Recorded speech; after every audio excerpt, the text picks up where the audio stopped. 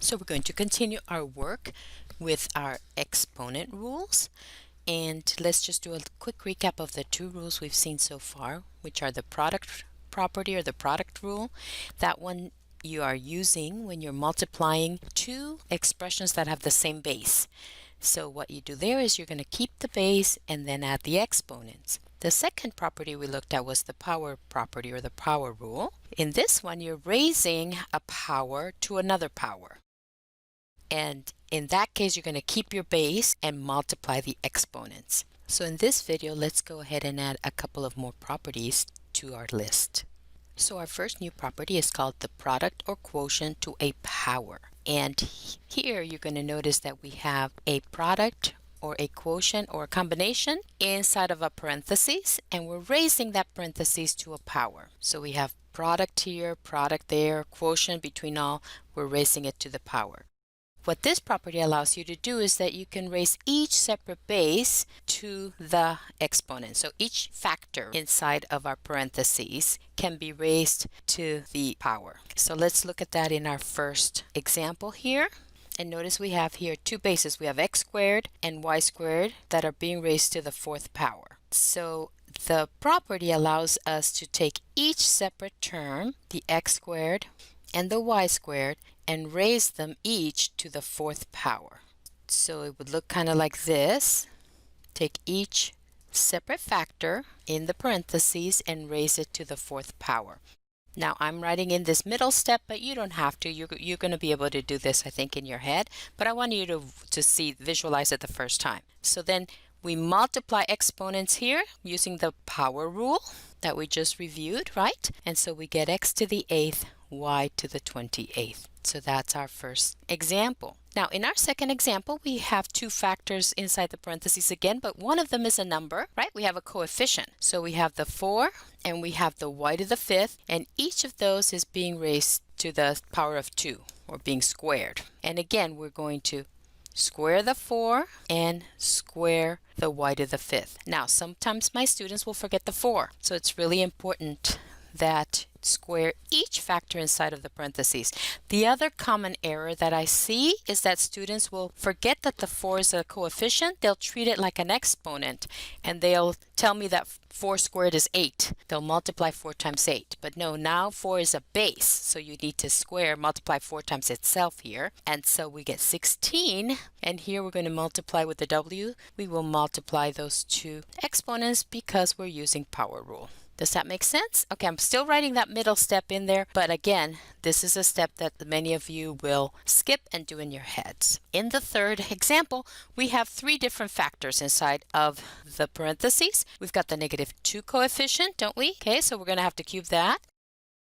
We've got the x cubed, and we've also got the y to the 6th. And all three of those are going to cubed. So I'm going to write in that middle step again, just so that we're clear. Okay, so notice all three of these will be cubed. Now -2 cubed is -2 times -2 times -2. That's a -8. Okay, again, that -2 is a base, so you're going to multiply times itself 3 times. And then here we get x to the 9th, y to the 18th. Example number 4, we have a quotient and we're squaring that quotient, aren't we? But we have to keep in mind that we have a 3, we have a w to the 4th, and we have a 5. And all three of those different factors need to be squared. Okay, so I'm going to go ahead and do this now without the middle step because I think we're ready for that. So 3 squared is 9, y to the 4th squared is y to the 8th, and then 5 squared is 25. So watch out for this denominator because sometimes my students will forget that one. They'll get all excited with the numerator and get that nicely squared and then forget the 5. Okay, so all of those three factors need to be squared. For number 5, I want you to go ahead and do this problem. I'm going to pause your video for about a few seconds and then do this problem. And when you come back, when you unpause, you're going to see my answer and see how you did.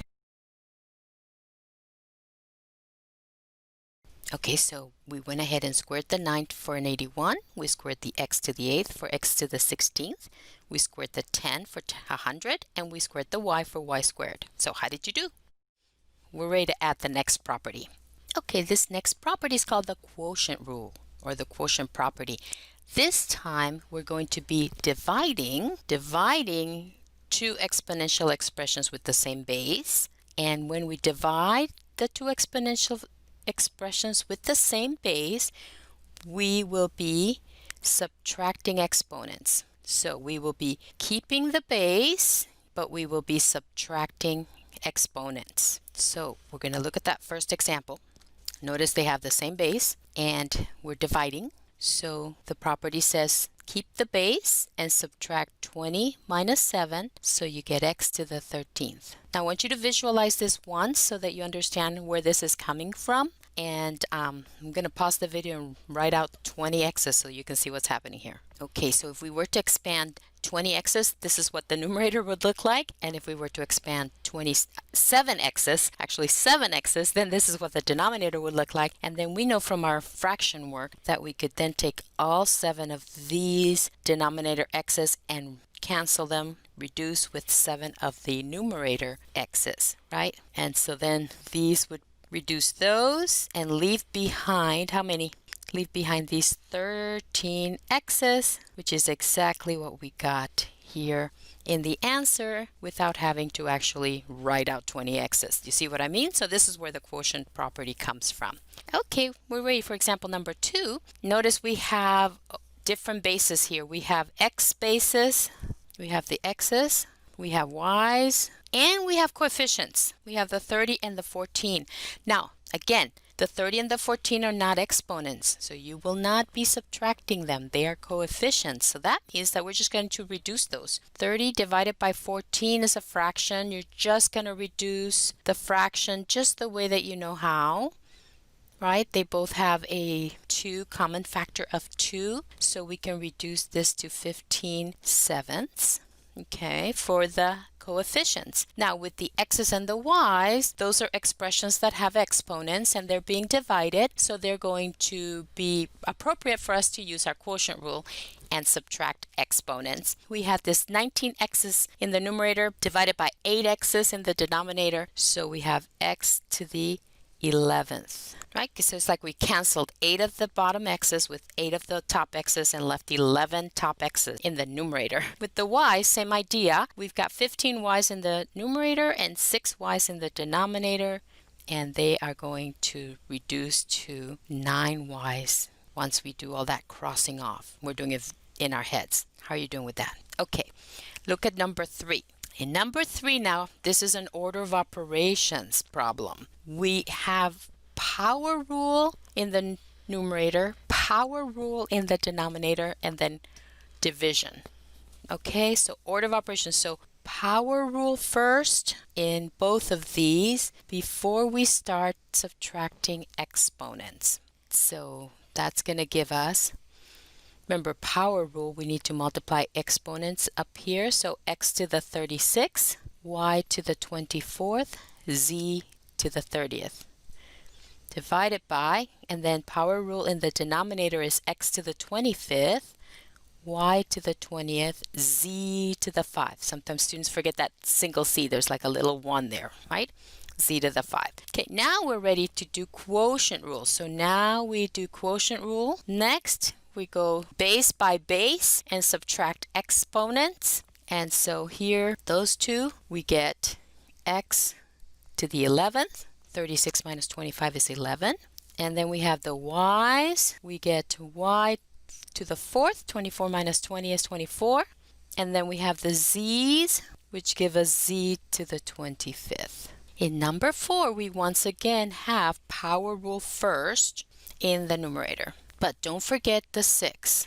The 6 has to be cubed as well. Please don't forget that. So we get 6 cubed y to the 12th over 4y cubed. All right, and now we're going to do quotient rule, but I want you to remember that with the 6 cubed and the 4, we're going to reduce. So reduce the coefficients. And 6 cubed is 216, so we have a 216 here, and 216 divided by 4 is 54. So reduce those two, and then over here with the y's, we're going to do quotient rule. So we subtract those exponents and we get y to the 9th. Okay, for number 5, I want you to do number 5 the way we just did number 4. So pause your video, and when you unpause, you'll match your answer to mine. Okay, so the answer I got was m to the 12th n to the 14th. How did you do? We applied the power rule first and got m15 n to the 20th. Then we did our quotient rule and subtracted our exponents for each base, and we got m12 and 14. Good work. Okay, one more short, easy property before we complete the video. Here it is. It's called the zero exponent property. Okay, you're going to love this one. It says when you raise anything to the 0 power, you get 1. So x to the 0 is 1. And I'll show you why in the first example. I'll give you one reason why, and then in a future video you're going to see another reason why anything to the 0 is 1. So as you look at the first example, it's asking us for 12 to the 0. Yep, that's 1. Don't you love this? Okay, let me show you why. Let's suppose we were dividing powers of x. So we know from our quotient rule that if we had x to the 4th divided by x cubed, we would just subtract these exponents and get x to the 4 minus 3 is 1, right? Or if we had x to the 7th divided by x to the 5th, we would subtract those exponents and get x squared. Okay, but what happens if the two exponents are the same? What if we were dividing x to the 5th by another x to the 5th? When we subtract those two exponents, we would get x to the 0. Okay, but what's a number divided by itself? 3 divided by 3, 4 divided by 4.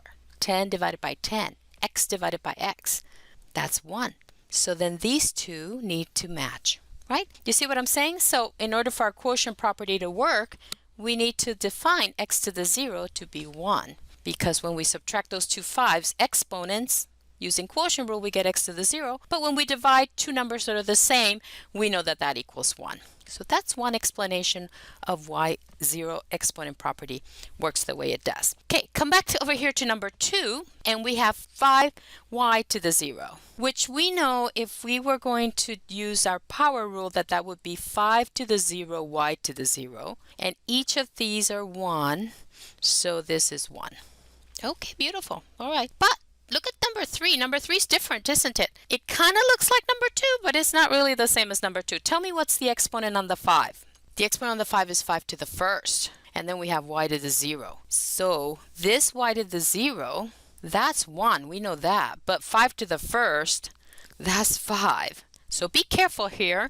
An exponent of 1 is still what you think it is. It's 1 of your base. Don't confuse that with saying that x to the 0 equals 1, which is a number, as opposed to x to the 1, which equals x. So there's a difference between an exponent of 1 and an answer of 1. Do you see what I mean? All right, so then for number 3, our final answer is 5. So be really, really careful when you're doing your practice problems or your homework that these parentheses for number 2 and number 3 give you two different answers. Good work at this video.